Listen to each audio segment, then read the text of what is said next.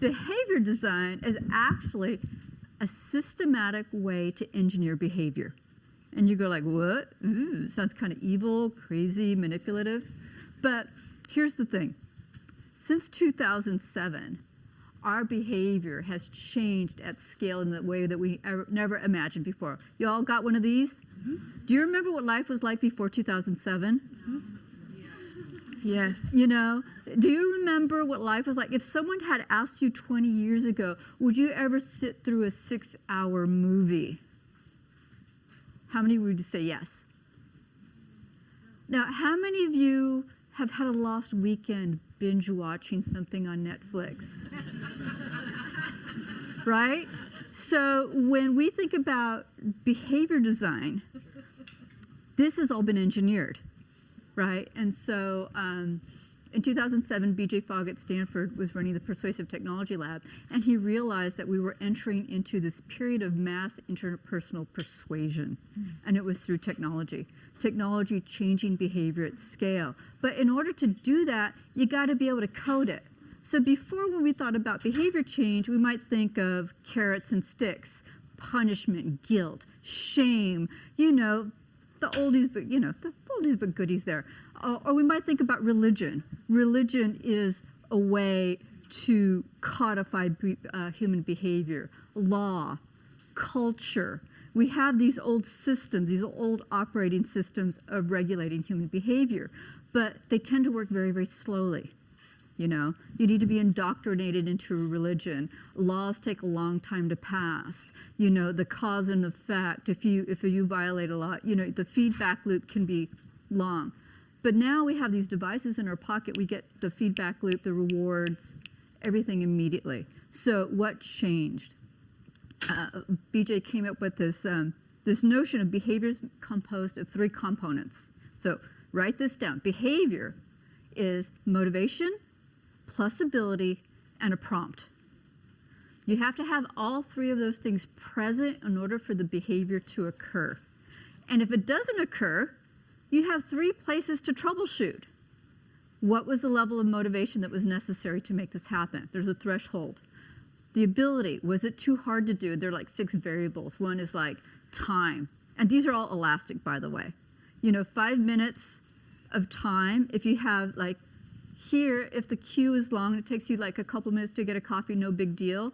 But if you're at the airport and you're rushing to get your gate and you look at the Starbucks line, you go, there are 4 people in there. I don't have that kind of time, right? So it's time.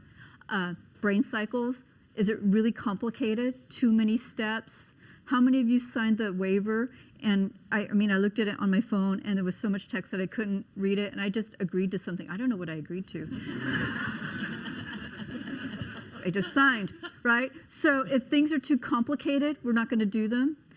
Physical effort, if I have to get up and change the channel, I'm not going to do it. If it's socially deviant, like people like me, people in my tribe don't do this thing, I'm not going to do it, and so on. So we can troubleshoot behavior now that we have these very crisp variables. And of course, if there's a prompt. If there's no call to action, you're not going to do it. If anyone's ever been in a relationship where you're looking at someone and they're leaving their clothes, their socks on the floor, and you're not saying anything, and you're going like, and the guy's going like, what? And you go, because you didn't tell them to pick up the socks? Well, because there's no call to action, right? So behavior, when we break it down into these 3 elements, all of a sudden it's something that you can design. And then you can do trial and error. You can say, okay, what is my intended behavior? And it needs to be specific. If it's super, super vague, then it's very hard to design. If we decide, let's make everyone in this room healthy, okay, chop, chop, let's get to it. Everyone's going to look and it's like, I don't know what to do. If instead we say, let's take all the people on this side and I want you to stand up and do 3 jumping jacks and then sit down. Stand up. Stand up. Okay. 1, 2, 3. Okay, you can sit down. Now, Were you motivated? I mean, were you thinking this morning, like, what I really want to do is do 3 jumping jacks? No. But did you have the ability? Yes. And you had the prompt because I asked you to do it. Boom. So behavior can be as simple as that. And the most powerful behavior should take the path of least resistance, right? So there are people who are super highly motivated, like Olympic athletes. People can do difficult things if they're highly motivated. But for the rest of us, we can easily binge watch Netflix without really thinking about it. So that's what behavior design is all about.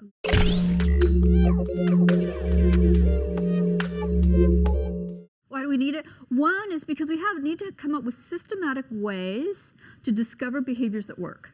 The other is that for a lot of people, either because you want to cultivate a new habit, you want to become your badass best self, you're trying to implement some change in your organization, finding methods that are testable, evidence-based, and that work are important right now. Because before, we would get frustrated. We want people to change their behavior, and they go like, it's not happening, I don't know why. Mm-hmm. Or think about all the apps that you have. How many of you have like more than 3 apps on your phone? How many of you use the apps on the 4th screen? Right? Like we download things and then we don't use them. We buy the Thigh Master and we don't use it. If you ever want to outfit your gym at home, Facebook Marketplace, you will find people say like, I have a brand new Bowflex, never used. I paid $500 for it, $100 and make it go away. Right? So coming up with interventions that actually work are the things that are going to change, that are going to make life better. Mm-hmm. But if we're doing things that don't work, it's a waste of time, resource, money.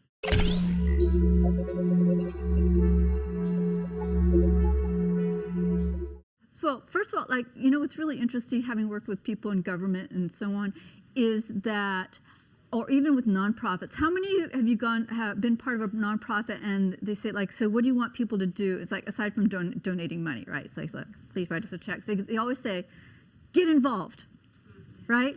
Or like they'll say like, democracy, like, get involved. Now, if I was to say to you, all right, here we are at Sea Change, and the thing that when you walk out of here is I want you to get involved, what would you do? You don't know what to do, right? Because it's putting the onus on you to figure out what to do. When we can get very, very targeted, very, very specific, it becomes powerful. All right? So when we think about the definition of power in the world, the definition of power is moving people to take action. Right? If you are a powerful person, you can get people to do your bidding. But what is that bidding? It's some sort of behavior. It's some sort of thing that you're doing in the world. Right? So on Monday morning, if you're telling people, I want people to get involved, and you're putting that cognitive load on them to figure out, I don't know anything about your organization, your nonprofit or whatever, and I got to figure out what my potential role might be, versus saying, show up on a Sunday at 10 a.m., we're going to clean up the beach, and there will be hot dogs and Cokes afterward. People will respond to that because it's specific. They go, oh, yes, I'm the kind of person who wants to go to the beach and hang out with my friends and pick up the trash and then have a nice little lunch afterwards, right? It's very, very clear. And so what I would say to all of you who are change makers is get very crisp about what you want people to do and make it bloody easy. Mm. Just make it as, the path of least resistance. Don't make them think too much. Don't make it overcomplicated. Facilitate. Take all the friction out, and then that becomes magic. Think about Uber. The first time you used Uber, did it take you 30 days to make it a habit to use Uber?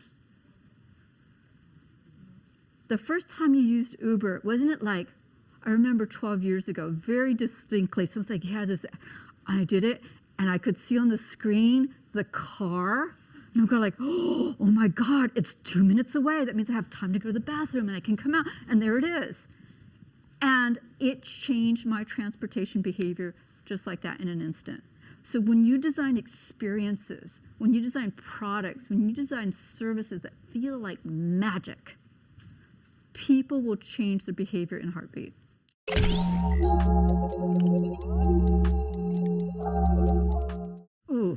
Okay, I got four. One, if only we motivated people, our team, we need to increase their motivation. That's a failure, right? Because motivation's like the weather. Sometimes you feel like it, sometimes you don't. If we relied on motivation to get anything done in the world, we'd all be screwed, all right? So motivation is not the thing. Actually, it's making things simple. If you make the thing that you want people to do simple, simplicity, I cannot overstress, is key. That will happen, but not motivation. The second one is that information. How many of you said, if people had all the information, they would do the right thing? Have you ever run into that? Right? All right. How many of you want to lose weight? All right. Tell me. Give me ideas of how to lose weight. What might we do to lose weight? Running. What else? Eat food. Yeah, eat less. Right? We could go on and on. Right? We have the knowledge in the room of how we might lose a couple pounds. Have we lost those couple pounds? No, because knowledge is not sufficient. Knowledge is not sufficient. Right? Nobody wakes up in the morning, well, some people do, but most people don't wake up in the morning and say, what I really want to do is devour this website that the government is doing about with the latest thing. Nobody cares, right? So knowledge is not going to change behavior. What you do is you need to set up systems for behavior to change. Then the other thing that drives me crazy is the issue that I know what we're going to do. We're going to work on the hardest thing first. Okay, sustainability. What are we going to do? We're going to work on the hard. You know what? In California, we're going to get people out of their cars. Good luck with that. You know why? Because we have no public transportation, right? So instead of working on the hardest problem, the one that everyone has broken their pick on. Now, my particular flavor of behavior design is around peace. So people will say, what are you doing about Israel? And I'm going, I'm not doing anything about Israel, because that's the hardest problem. What you want to do is you work on something that already works. So if you have a program in your community that already works, you think, how can I make this 10% better? Right? Like, we have nailed newspaper recycling because nobody reads newspapers anymore. Yes, right? Check. Next. Figure out something that works and then get a 10% improvement. Because I tell you, if you look at, when I looked at conflict behaviors, we were looking at a study with eBay 10, 12 years ago in terms of, okay, they do millions of transactions. How many of them go wrong? Out of 97% of transactions went well. So that meant you had 3% of transactions that didn't go well. And you go, okay, of that 3%, how much of them were malicious? 2.7%. I have these numbers. That means the remainder were based on a misunderstanding. Now, you could put, as eBay, you could put all your effort into taking that 3% and reducing it down to 0. Or you could look at the 97% and say, how can I boost that by 3%? You have far more impact increasing something that's already big by a few percent than trying to deal with something small and trying to make a huge improvement. So just make sure that your math is mathing, okay, when you're looking at making change.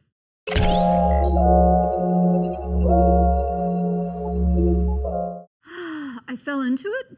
I had worked in technology and corporate innovation, and I had done venture capital and all the Silicon Valley things. And 80% of Silicon venture capital investments go to zero. You know that. Like 8 out of 10 companies that you invest in, nothing.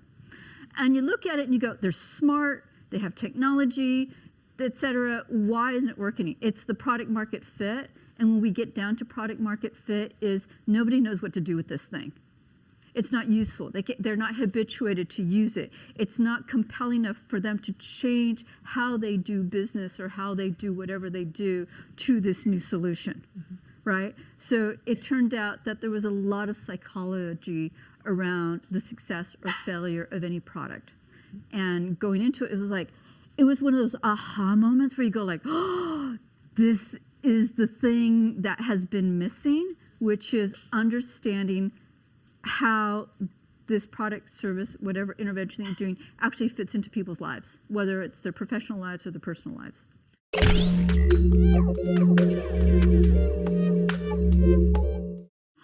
You have enough failure, right? And you had this technically works. I was the QR code queen of North America in 2008, I want you to know. My job, because I was working for a Japanese multinational, was to make QR codes a thing in the United States. And as is often in my case, in my career, is being too early. And we were trying to do it, and it was so hard because iPhones had just come out, the cameras weren't very good. We didn't have a way to scan, so we actually wrote a QR code app for the iPhone that we put on the App Store in 2009. I think all of 3 people used it, right? And we're going okay, so this should work.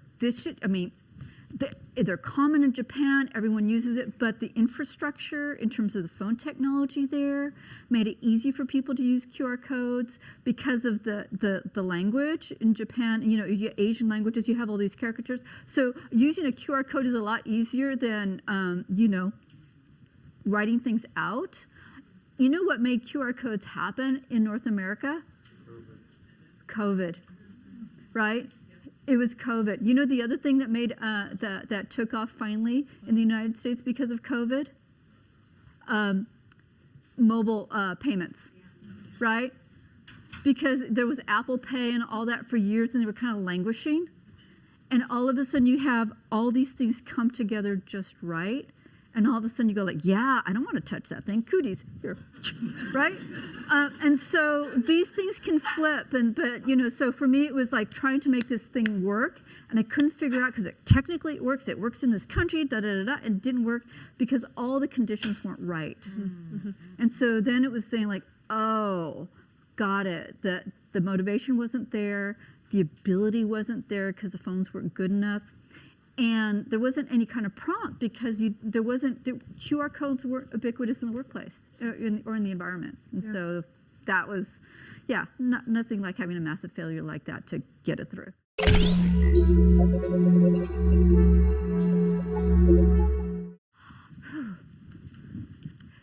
When I think about change, I think about people being empowered, right? I believe that when people feel like they can self-actualize, when you are the main character in your life, you are causal, right? You are driving the plot of your life. And so how can I give you tools so you can become that badass person that you want to be, whatever that might be? And that's going to require some internal change on your part. And whenever we have change, whether it's systemic change or personal change, there will be resistance. Right? If you start to change and the people around you always knew you, say you give up drinking, right? Because whatever reason, health reasons. And then all your buddies are but we're going out for drinks, and they're looking at you but you're not drinking, right? There will be resistance. And so how do we give, I'm really interested in empowering people, giving them tools so they can be the change, that nice vague thing, but say how can I give you the tools so you can be effective at making the change that you want to see, because it's really about creating the world that we all want to live in, right? And I don't actually trust the tech bros in the valley to have our interests at heart. It's up to all of us to be the architects and designers of the world and the future that we want to live in. And that's what I think change is about. Thank you, Margarita. Thank you.